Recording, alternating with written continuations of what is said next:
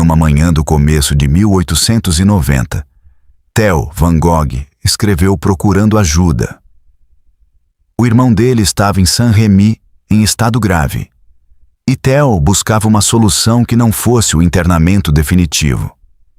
Alguém do meio, alguém que Vincent respeitasse, disposto a recebê-lo em casa e vigiá-lo de perto enquanto ele pintasse. O nome mais óbvio da lista era Camille Pissarro. Vincent o admirava sem reservas. Tinha absorvido a lição dele sobre a cor dividida. E Pissarro já havia acolhido meio mundo. Gauguin, Cézanne, Guillaumin, todos passaram pela casa dele em algum momento de aperto. Pissarro considerou a proposta seriamente. E não pôde aceitá-la, porque a decisão não era só dele. Julie disse não. Havia crianças pequenas na casa. O homem em questão tinha se mutilado havia pouco mais de um ano, e ela não estava disposta a correr o risco. Foi então que Pissarro sugeriu uma alternativa. Conhecia um médico ligado ao meio impressionista, ele próprio pintor amador e colecionador, que morava a uma distância razoável de Paris e poderia acompanhar o caso. O nome era Paul Gachet. A cidade era Auvers-sur-Oise. Vincent Van Gogh chegou a Auvers em maio de 1890 e morreu ali em julho. Não estou sugerindo, nem por um instante, que Julie Vellet tem alguma responsabilidade pelo que aconteceu depois. Estou dizendo outra coisa. E é o eixo deste ensaio. Que uma das encruzilhadas mais consequentes da arte moderna foi decidida na cozinha de uma casa no campo, por uma mulher que quase nunca aparece nos livros, e que a decisão dela era, do ponto de vista dela, absolutamente correta. Quem lida com essa biografia pelo lado da obra nunca chega perto dessa cena. Só se chega a ela pelo lado de dentro da casa. E é o lado de dentro da casa que a lenda do patriarca sereno apagou com mais eficiência. Então vamos entrar. Julie Vellet nasceu numa família de vinhateiros da Borgonha e foi trabalhar como empregada doméstica em Paris, na casa de Rachel Pissarro, mãe de Camille. É assim que os dois se conhecem, por volta de 1860. Ele, o filho da casa, aspirante a pintor, 30 anos. Ela, a moça que ajudava na cozinha, 7 anos mais nova. A relação começou onde essas relações costumavam começar no século XIX, e no 99% dos casos terminava do mesmo modo, com a moça despedida e o assunto encerrado. Rachel se opôs com toda a força que tinha. Diferença de classe, diferença de religião. Uma camponesa católica praticamente analfabeta entrando na família de um comerciante judeu. Era inaceitável. E aqui há uma ironia que eu considero a chave psicológica desta história inteira. Rachel Pissarro sabia exatamente o que era ter um casamento julgado inaceitável. O casamento dela com Frederic, na ilha de St. Thomas, tinha sido declarado inválido pela comunidade judaica local, porque ela era viúva do tio dele e a lei religiosa não reconhecia a união. Os filhos daquele casamento, Camille entre eles, foram considerados ilegítimos e recusados na escola da comunidade. Ou seja, a mulher que havia sido excluída por uma junta de homens, que decidiu que o amor dela não valia agora, se posicionava, 30 anos depois, como a junta que decide que o amor do filho não vale. Isso não é hipocrisia. É a coisa mais comum do mundo, e é uma das mais tristes. A pessoa excluída que, quando finalmente adquire alguma autoridade, usa essa autoridade para reproduzir a exclusão que sofreu. Camille cresceu dentro dessa lógica e escolheu, aos 30 anos, ficar do outro lado dela. Escolheu, mas com uma lentidão que também diz alguma coisa. Julie e Camille viveram juntos e tiveram filhos por mais de 10 anos antes de se casarem. O casamento só aconteceu em 1871, em Croydon, na Inglaterra, num cartório durante a fuga da Guerra Franco-Prussiana. Ou seja, ele só regularizou a situação da mulher e dos filhos quando estava fora da França, longe da mãe, num país estrangeiro, refugiado. E depois de a família já existir, havia uma década. Pode-se ler isso como respeito à mãe idosa. Pode-se ler como covardia prolongada.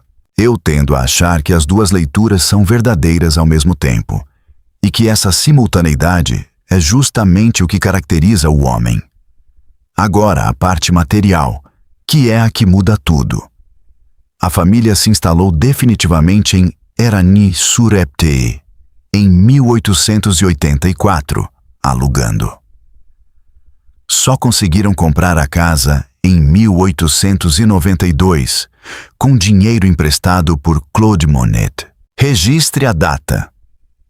Pissarro tinha 62 anos. Era o único pintor a ter participado de todas as 8 exposições impressionistas. Tinha sido mestre de Cézanne e de Gauguin. E comprou a própria casa com empréstimo de um colega. Nos anos anteriores, e durante boa parte dos posteriores, quem sustentava materialmente aquela casa não era a pintura. Era Julie. Ela mantinha a horta, criava os animais, produzia e vendia. A comida que aparecia na mesa vinha em grande medida do trabalho agrícola dela, não das telas dele. Isso não é uma metáfora sobre o apoio silencioso da esposa do artista. É uma descrição econômica literal.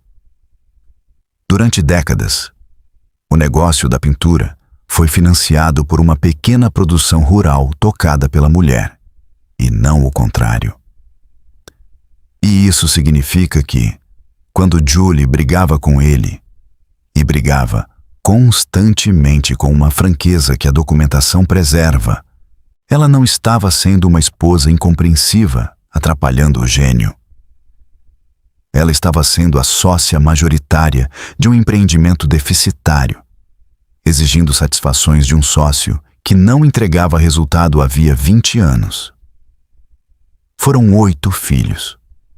Uma menina recém-nascida morreu por volta de 1870, no período mais caótico, entre a guerra e a fuga. Jeanne Rachel, a que a família chamava de Minette, morreu em 1874, aos 9 anos. Félix morreu em 1897, aos 23, de tuberculose, em Londres. Isto é, Julie enterrou 3 filhos, com um intervalo de mais de 20 anos entre o segundo e o terceiro enterro, o que quer dizer que ela passou de uma perda à outra, atravessando a idade inteira em que se cria uma família. Sobre a morte de Minette, há um dado que eu preciso examinar com cuidado, porque é onde o caráter do homem aparece de forma mais desconcertante. Pissarro desenhou a filha doente, fez imagens dela no leito de morte. Existem 2 maneiras de ler isso, e eu não quero escolher entre elas rápido demais. A primeira é que se trata de um ato de amor extremo. A única língua que aquele homem possuía era a do traço, e ele usou a única língua que tinha para permanecer ao lado dela e para reter alguma coisa que estava sendo levada. Monet fez o mesmo com Camille Doncieux, e depois se horrorizou consigo mesmo ao perceber que diante do rosto da mulher morta, o que ele estava fazendo era observar como as cores mudavam. A segunda leitura é essa mesma, sem a absolvição. Uma deformação profissional tão profunda que se instala inclusive no momento em que a filha está morrendo e que transforma a criança em motivo. Eu suspeito que a verdade seja que essas 2 coisas não são distinguíveis, nem por nós, nem por ele. E acho que Julie, do outro lado do quarto, vendo o marido desenhar, teve acesso a um conhecimento sobre aquele homem que nenhum historiador da arte jamais terá. Há uma assimetria nesse casamento que merece ser dita com todas as letras, porque ela é a razão pela qual conhecemos tão pouco do ponto de vista dela. Camille Pissarro escrevia muito, num francês fluente, articulado, capaz de argumentação estética complexa.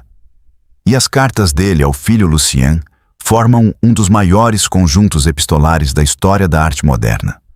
Centenas e centenas de páginas em que ele expõe teorias, julga colegas, analisa quadros e justifica escolhas. Julie escrevia com dificuldade. Tinha instrução rudimentar.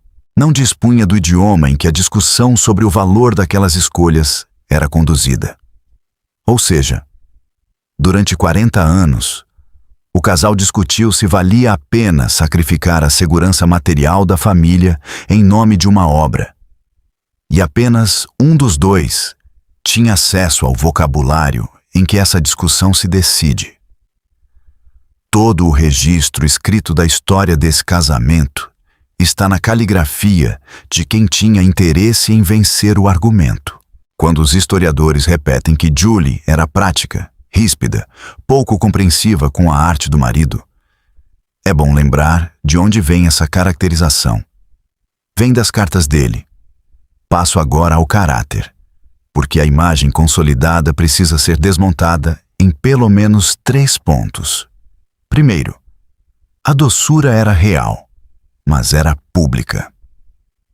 Nas cartas privadas a Lucien, Pissarro é um crítico de uma dureza notável. Sobre Gauguin, que ele mesmo havia introduzido no grupo e formado, escreve com uma aspereza quase pessoal, acusando-o de instinto de autopromoção e de se apropriar do que aprendeu com os outros. Sobre o misticismo dos anos tahitianos, considera aquilo um retrocesso e uma capitulação ao gosto simbolista da moda. Sobre Seurat, registra a frieza doutrinária e a rigidez. Sobre Degas, anota a crueldade muito antes de ser vítima direta dela. Isso não é hipocrisia, é economia. Um homem estrangeiro, judeu, sem dinheiro, dependente da boa vontade de marchands e colecionadores, não tinha o luxo de brigar em público. A mansidão social dele era, entre outras coisas, uma estratégia de sobrevivência de alguém sem capital simbólico nenhum para gastar. E é por isso que a palavra humildade, que aparece em todo o texto escrito sobre ele, me parece cada vez menos uma descrição de virtude e cada vez mais uma descrição de posição. Segundo, ele era, de fato, o único do grupo que abria portas sistematicamente e pagou caro por isso. Foi Pissarro quem impôs Gauguin às exposições, quem defendeu Guillaumin, quem sustentou Cézanne quando ninguém sustentava, quem trouxe Seurat e Signac para a 8ª e última exposição impressionista em 1886, provocando a revolta que acabou por dissolver o grupo. Monet e Renoir se recusaram a expor ao lado dos jovens pontilhistas. Pissarro insistiu. O movimento terminou ali, em parte por causa dessa insistência. E há um detalhe que revela até que ponto a política dele penetrava o cotidiano. Quando redigiu os estatutos da Sociedade Anônima Cooperativa, que organizaria a primeira exposição, em 1873. Tomou por modelo os estatutos de uma associação cooperativa de padeiros, que conhecia em Pontoise. Não é anedota pitoresca. É anarquismo aplicado à arquitetura institucional de uma exposição de arte. Ele estava tentando organizar pintores como se organizam trabalhadores. Terceiro, era ateu, anticlerical, e criou os 8 filhos sem religião nenhuma. Nenhum batismo, nenhuma sinagoga, nenhuma catequese. 5 deles se tornaram pintores, o que é um índice tanto de generosidade pedagógica quanto de uma certa impossibilidade de escapar. Com Lucien, Exerceu por correspondência uma pedagogia que é simultaneamente comovente e sufocante. Centenas de cartas corrigindo desenhos, indicando leituras, discutindo cor, discordando de escolhas. E uma insatisfação nunca inteiramente disfarçada com o fato de o filho ter se estabelecido na Inglaterra, casado com uma inglesa e construído uma vida fora do alcance do pai. Falta um elemento, e é o que fecha o círculo doméstico de maneira quase insuportável. A partir dos anos 80, Pissarro desenvolveu uma infecção crônica do canal lacrimal, que voltava periodicamente e que o impedia de trabalhar ao ar livre no frio, no vento e na poeira. Para qualquer pintor seria um problema. Para o mais convicto praticante da pintura ao ar livre de toda a sua geração, era a supressão do método junto com a saúde. A solução dele foi alugar quartos de hotel e apartamentos com boas janelas em Paris, Rouen, Dieppe, Le Havre, e pintar a cidade através do vidro, do alto e a distância. Daí saíram as séries dos boulevards, que são provavelmente o ponto mais alto da obra dele. Repare no que isso significa dentro de casa. O homem que passou 30 anos ausente, no campo, atrás do motivo, deixando Julie com as crianças e a horta, terminou a vida confinado. Parte do tempo em quartos alugados longe dela, parte do tempo em casa, doente, sem poder sair. A distância que a obra tinha imposto ao casamento se converteu, no fim, em outro tipo de distância, e depois numa proximidade forçada. Não há nenhuma reconciliação bonita nessa história. Há duas pessoas que se escolheram contra a família dele, que ficaram juntas 40 anos, que enterraram 3 filhos e que nunca conseguiram resolver o desacordo fundamental sobre o que aquela vida deveria ter sido. E há uma ausência que eu quero apontar, porque numa geração inteira de escândalos, ela é quase anômala. Não há amantes documentadas, não há dívidas de jogo, não há brigas públicas, não há processos, não há filhos fora do casamento, não há nenhuma das ruínas que os biógrafos costumam encontrar quando abrem a vida privada de um artista do século XIX.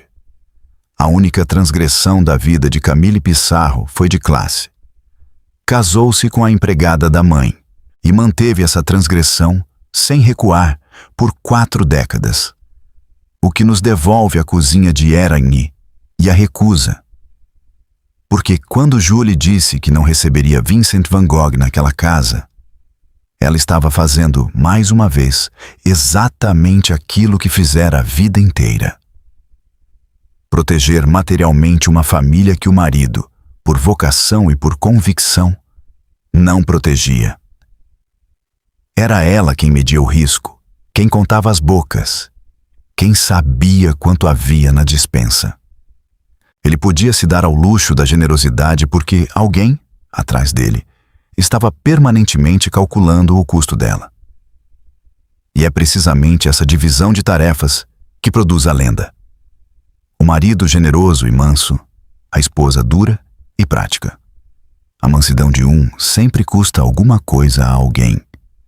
Julie sobreviveu ao marido por mais de 20 anos, administrou o espólio e viu, com uma ironia que só a duração é capaz de produzir, o valor daqueles quadros subir até o ponto em que a pintura que nunca havia alimentado aquela casa passou, finalmente, a alimentá-la, quando já não havia mais quem alimentar. Fica então a pergunta, e ela não é retórica. Quando a história da arte celebra o sacrifício de um artista pela obra, quem exatamente está sendo celebrado? Porque em Eragny, quem sacrificou o conforto foi um homem que ao menos recebeu em troca a obra, o nome e a posteridade. E quem sacrificou tudo o mais, sem receber nada disso em troca? Foi uma mulher, que a maioria dos livros sobre impressionismo menciona uma vez, entre parênteses, para informar que era filha de vinhateiros. Onde a arte não consola, ela autopsia.